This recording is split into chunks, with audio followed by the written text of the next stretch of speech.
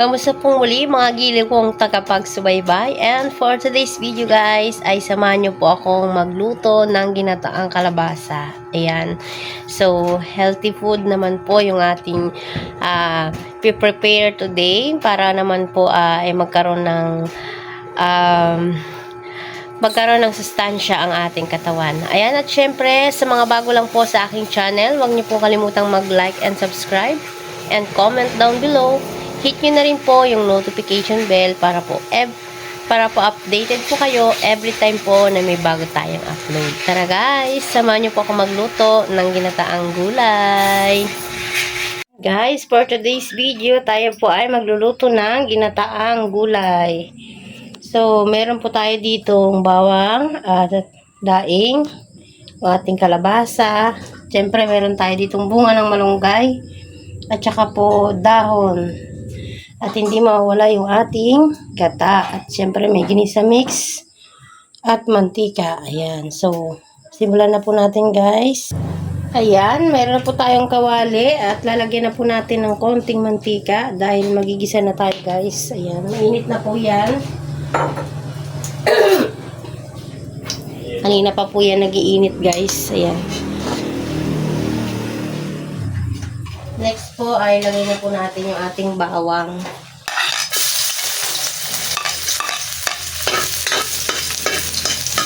Mikos-mikos lang natin yan guys. Hanggang mag-brown siya. Ayan. Hindi po ako mahilig maglagay guys ng sibuyas. Kaya mahal ang sibuyas ngayon. Ayan. Brown na po siya. Sunod na po natin yung kalabasa.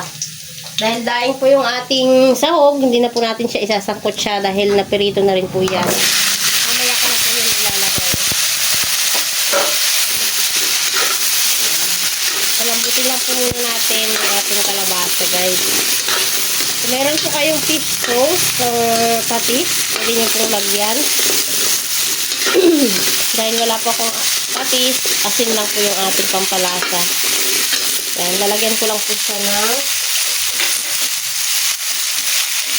gata para lang madalis lumambot guys. Ayan, kalahati lang muna guys nalagay natin, mamaya na yung iba at tatakpan po natin yun guys. Yan, so takpan lang po natin yan hanggang lumambot yung ating kalabasa.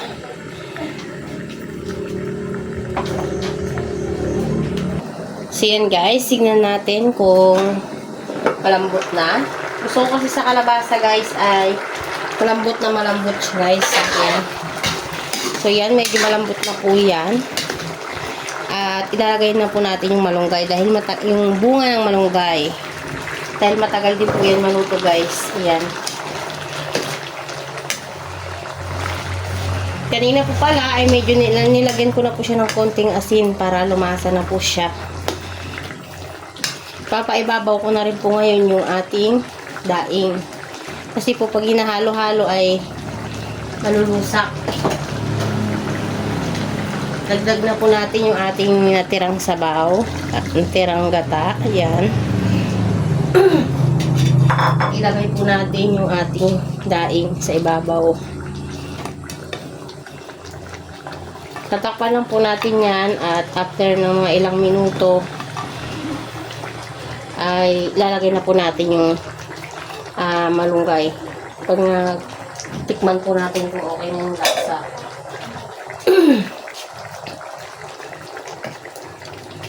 So, takpan lang po natin.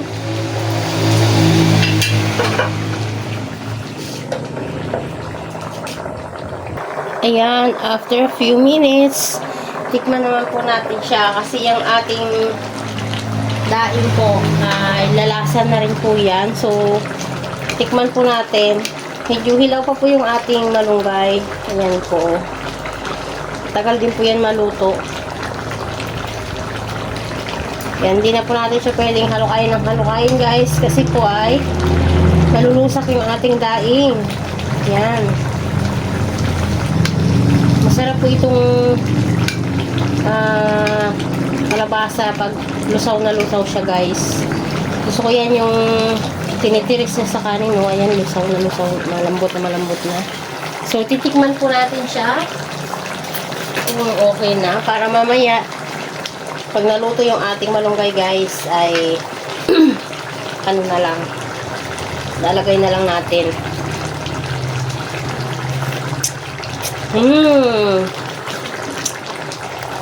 Sakto na guys yung alat kasi lumasa na rin yung ating daing. Ayan, hintayin na lang po natin maluto yung ating malunggay, and then lalagay na natin yung bulaklak at dahon ng malunggay. Ayan. So, may kasamang bulaklak po yung ating dahon. Yan. So, hintayin na lang po natin yung ilang minuto para maluto yung ating bunga ng malunggay. Takpan na po natin ulit guys para mas mabilis yung pagkaluto niya guys. Ayan. Mga 10 minutes pa po siguro guys bago natin bubuksan uli kasi para hindi tayo bukas ng bukas. Kasi yung malunggay po na bunga ay medyo matagal din po talagang maluto yan siya guys. At hindi po masarap yung lasa niya pag hindi po siya lutong-luto. Kasi medyo parang makati-kati na ganyan, parang ganyan yung lasa niya pag hindi po lutong-luto. So need po nating lutuin ng maayos.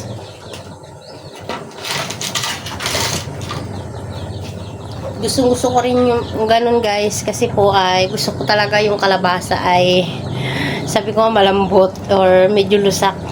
Ang tawag sa amin lusak. Yun, yung gusto ko po sa kalabasa yung ganung klase ng pagkaluto. Kaya po talagang pinapauna ko yung kalabasa at sigurado kong lutong-luto siya bago ko hanguin kasi gusto ko talaga na lusak yung kalabasa. Ayan, patalastas lang guys. So, isa po pala sa pinakamasustansyang gulay ay ang dahon ng malunggay. So, bilang isa siya sa green leafy vegetables ay antioxidants po ang dahon ng malunggay at napakarami pong vitamins and minerals na makukuha po sa kanya. At sabi ko nga po, isa talaga siya sa pinakamasustansyang gulay. So, every time po na magluluto tayo, make sure natin na lagi tayong may gulay, especially malunggay. Ayan. Pwede nating ilagay sa magi.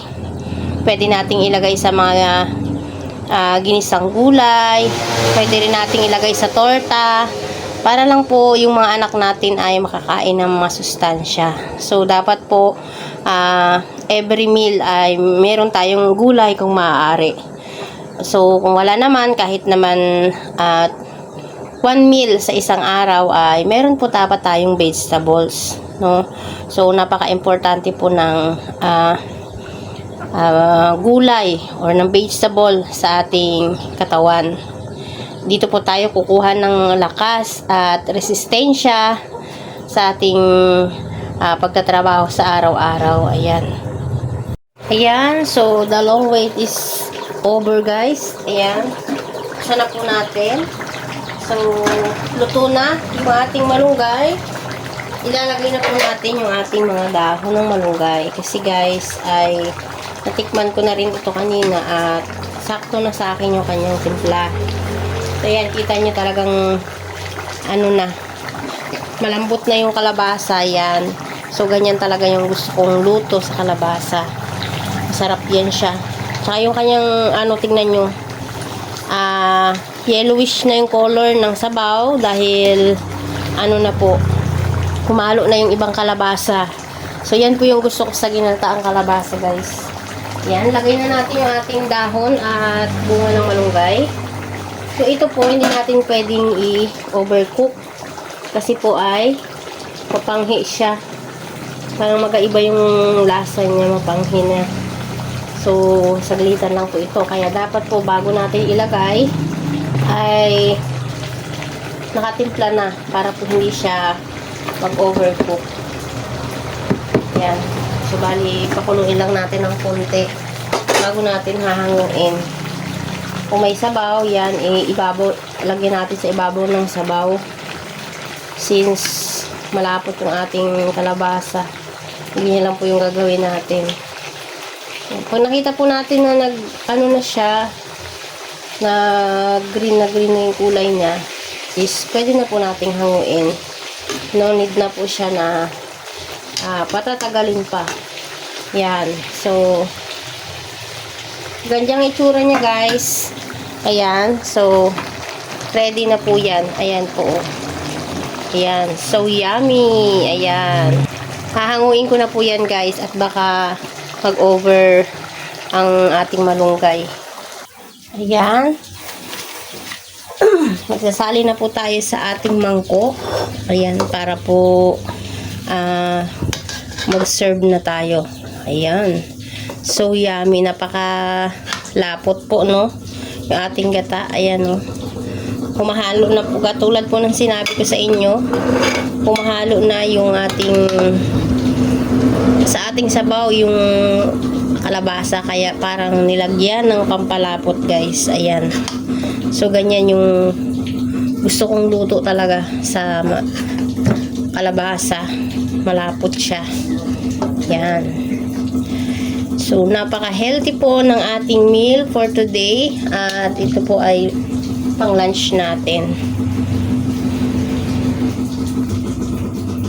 Ayan. At ready na po ang ating yummy ginataang gulay. Ayan. Pwede na po tayong kumain, guys. Ayan. Ready na ang lunch. Pwede na ang ating tanghalian. Ayan. Yan, dahil nahingi lang po natin, guys, yung ating dahon at bunga ng malunggay. So, sisharean po natin yung ating pinaghingian. At ganun din, guys, yung biyanan ko, guys. Ayan, bibigyan din natin para lumakas ang katawan ng matatanda. Ayan.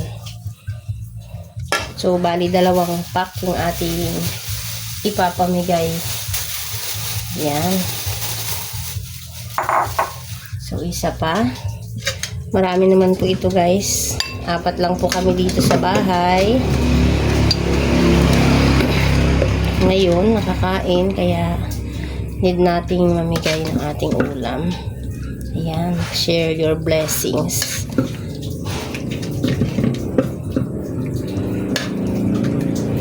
Ayan. Ayan nyo, guys. Napakasarap talaga niya. Ayan.